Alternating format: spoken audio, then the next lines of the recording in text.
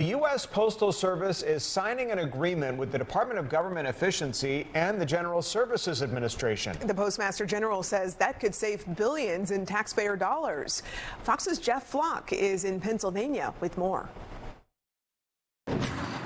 There are now 33,904 post offices across the U.S., most of them in small towns, kind of like the one you see back there behind me here in Pennsylvania.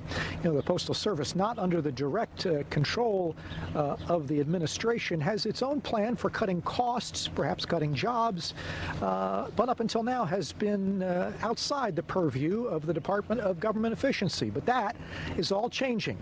I show you a letter now from the Postmaster General Louis DeJoy. He says he has now signed an agreement with the General Services Administration and DOGE to assist us, he says, in identifying and achieving further efficiencies beyond what they've already announced. That has brought immediate scrutiny and scorn from some members of Congress.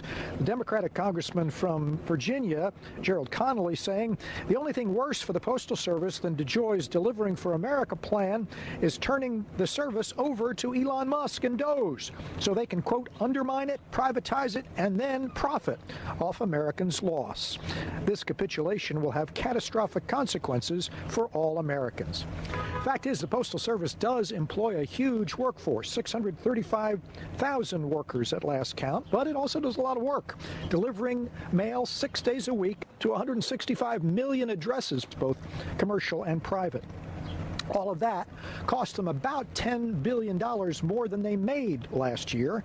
That was losses that have gone all the way back to 2006. They did in the first quarter, though, make a small profit this year.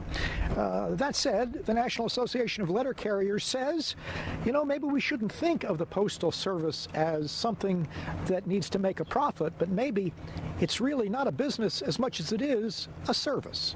You know, the people in this country overwhelmingly support the Postal Service. So it's no matter who someone voted for in the November election, no matter what their political persuasions may be, what the vast majority that did not vote for is some deterioration, degradation of the service that the Postal Service provides. So the question is, will Elon Musk and his team be able to cut costs, reduce the deficits without cutting service or closing some of the small post offices that may not be very profitable, but still very important to the communities they serve?